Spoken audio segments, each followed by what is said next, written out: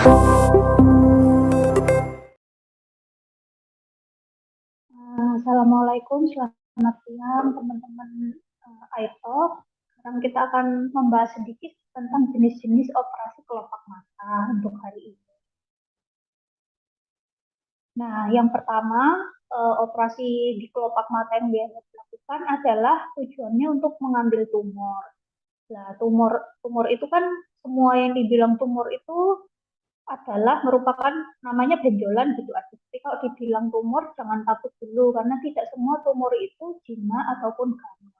Jadi tujuan dari pengambilan tumor di kelopak mata ini adalah supaya kadang tuh tumornya eh, bisa menutupi. Jadi kayak menjadi seperti jangkar di kelopak mata sehingga agak sulit membuka. Lah, bila terjadi seperti itu sebaiknya diambil. Terus kemudian apa saja tanda-tandanya tumor ganas? Kita lihat pada slide selanjutnya.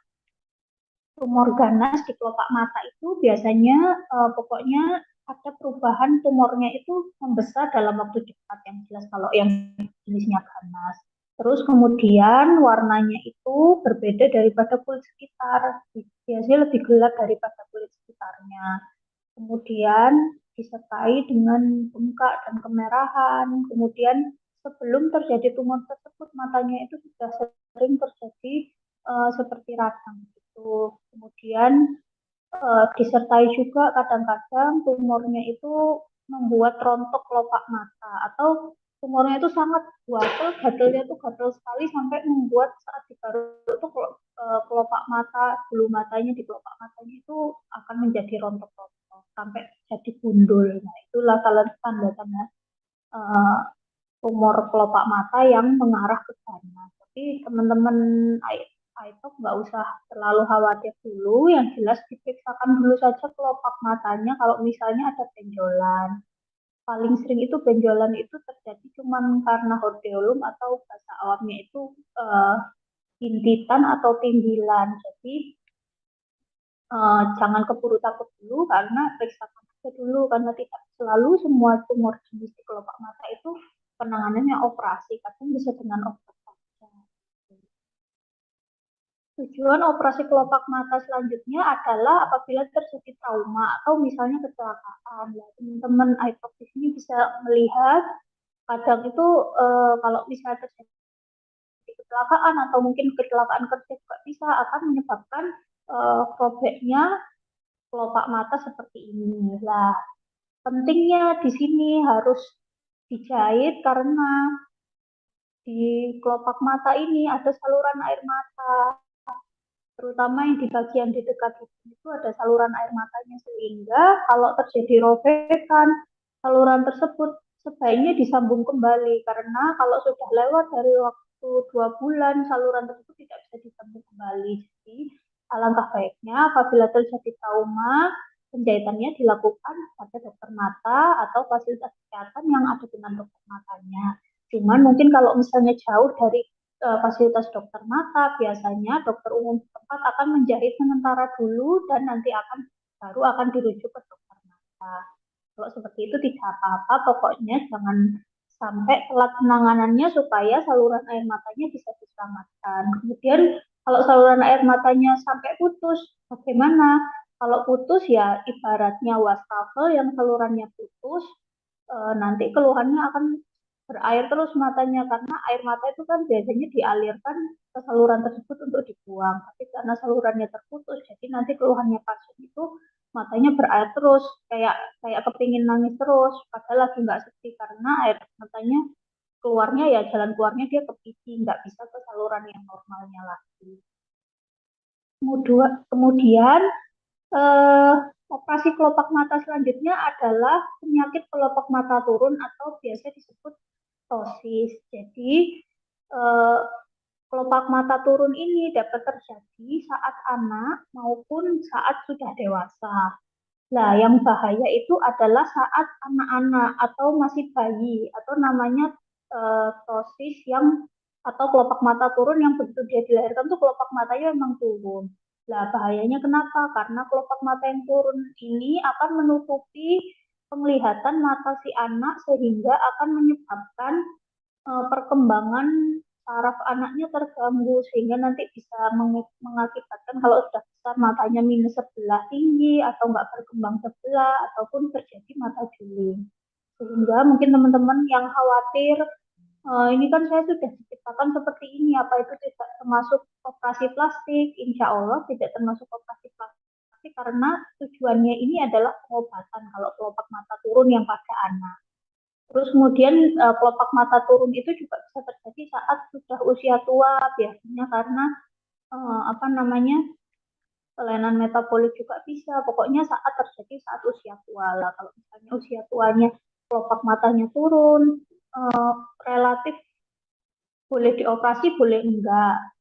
Karena kalau udah usia lanjut kan pertumbuhan sarafnya sudah berhenti, jadi tidak seberbahaya seperti pada anak-anak yang anak-anak itu kan pertumbuhan sarafnya ada waktu maksimalnya. Sementara kalau ditutup satu, ketutupan kelopak mata turun pasti akan terganggu sekali. Tujuan operasi kelopak mata selanjutnya adalah kelopak mata masuk atau yang disebut sebagai entropion. Jadi kelopak mata masuk ini eh, bulu mata kita di garis bulu mata kita yang biasanya mengarah keluar itu dia mengeluung atau masuk ke dalam sehingga bulu mata tersebut akan menggeser kornea mata kita. Nah, yang menjadikan bahaya adalah apabila kornea mata kita sudah sekali ini kan tergesek-gesek terus kan pasti mengakibatkan luka. Saat sudah tergesek-gesek dan terjadi luka, sembuhnya kornea itu tidak bisa jernih seperti sebelum terkena tersebut. Jadi kita lihat di slide bawahnya itu pasiennya ini kan satunya matanya coklat biasa, satunya matanya sudah keputihan. Itu terjadi karena kornea yang sudah mengeruh karena gesekan bulu mata yang lama. Sehingga apabila pasien ITOP ada keluhan mata ini segera periksakan ke dokter karena mumpung si kelopak matanya korneanya masih jernih semakin valid karena semakin bisa lebih cepat diselamatkan. Yang lain kebalikannya, yang tadi adalah kelopak mata keluar. Jadi kalau yang ini biasanya keluhannya adalah mata yang berair terus-terusan dan kelihatan warna merahnya. Ini kita lihat di slide yang pertama, yang gambar paling atas itu, pasiennya mata yang di sebelah kirinya itu normal, sedangkan yang di sebelah kanannya itu bisa kita lihat kelopak matanya itu keluar sehingga kelihatan warna merah-merah di bawah matanya sini. Yang kalau ini sih biasanya tidak seberbahaya yang tadi yang kelopak mata masuk karena tidak ada yang menggesek-gesek si kornea. Cuman ini memang sama juga sama tidak nyamannya karena air matanya keluar terus dan kadang-kadang kalau misalnya keluarnya berat, kelopak matanya itu menutupnya tidak sempurna sehingga lama-kelamaan juga akan terjadi luka. Tapi lukanya beda. Kalau luka yang tadi karena kegesek kelopak mata, kegesek bulu mata yang untuk kelopak mata keluar ini lukanya terjadi karena matanya tidak dilindungi oleh kelopak mata sehingga terekspos matanya itu terekspos oleh lingkungan sekitar sehingga lama-lama menjadi luka. Memang kalau yang kelopak mata keluar ini lukanya lebih lama daripada jadi lukanya itu lebih lama daripada yang kelopak mata masuk tadi. Kelopak mata keluar maupun kelopak mata masuk ini paling banyak terjadi karena usia lanjut biasanya, tapi anak muda juga bisa, terutama yang setelah terjadi trauma atau terjadi infeksi atau terutama luka bakar dan luka bakar. Luka bakar itu kan macam-macam, ada luka bakar api juga bisa, luka bakar karena bahan kimia juga bisa. Jadi bila ada gejala itu segera periksakan. Nah, yang terakhir adalah kosmetik. Nah, kalau kosmetik ini memang apa namanya optional ya karena kosmetik ini kan juga tidak ditanggung oleh asuransi maupun BPJS karena hitungannya ya seperti operasi plastik itu jadi memang disesuaikan dengan kebutuhan masing-masing. Apa saja sih operasi plastik yang pada kelopak mata itu yang bisa dibuat adalah yang pertama adalah membuat lipatan kelopak mata menjadi double lebih besar. Kemudian kalau pada usia tua biasanya kan alis itu sudah mulai turun, itu alisnya bisa dinaikkan jadi bisa kelihatan lebih segar. Kemudian kantong mata. Jadi kantong mata yang di bagian bawah ataupun kantong mata di bagian atas itu semuanya bisa diperbaiki dengan operasi kelopak mata yang tapi kali ini tujuannya kosmetik. Cuman yang ini memang tidak ditanggung oleh asuransi sehingga keputusannya itu dikembalikan kepada masing-masing pasien.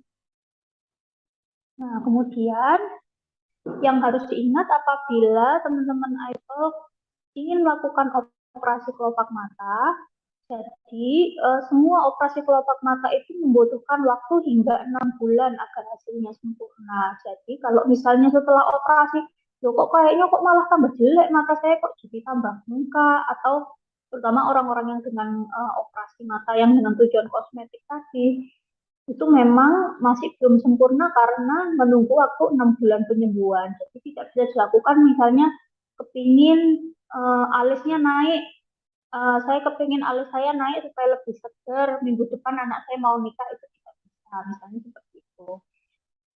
Kemudian selama masa penyembuhan, jadi karena penyembuhannya kan sampai 6 bulan, jadi misal untuk pasien-pasien lain yang seperti kelopak mata masuk atau kelopak mata keluar, selama 6 bulan penyembuhan itu tetap juga harus dikasih obat. Karena kan ibaratnya pintunya itu belum jadi bagus, jadi selama pintunya masih buka harus dikasih obat untuk mencegah penyakit yang bisa terjadi saat pintunya tersebut masih belum jadi, seperti itu. Terus kemudian yang kedua, tetap penuhi tantangan yang diberikan selama masa penyembuhan.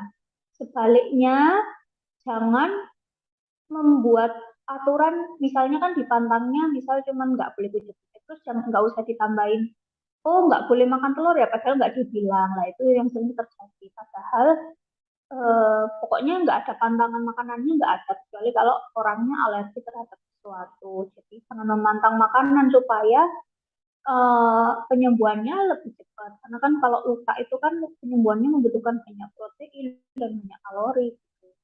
Kemudian patuhi waktu kontrol yang diberikan oleh dokter karena dalam masa waktu 6 bulan itu kalau misalnya kadang-kadang eh, penyembuhan luka kan beda-beda. Jadi kadang misal membutuhkan penanganan tambahan atau ditambahin sedikit itu atau operasi tambahan atau pengangkatan jahitan itu bisa dilakukan. Jadi kalau bisa jangan lebih dari waktu yang dikontrol yang diberikan. Terus yang terakhir ya istirahat dan makan dengan gizi yang cukup sama penyembuhan karena memang semakin cepat sembuh ya hasilnya semakin bagus. Kadang ada yang sebelum 6 bulan sudah sempurna. Ada. Soal pasiennya istirahat dan makannya gizinya cukup.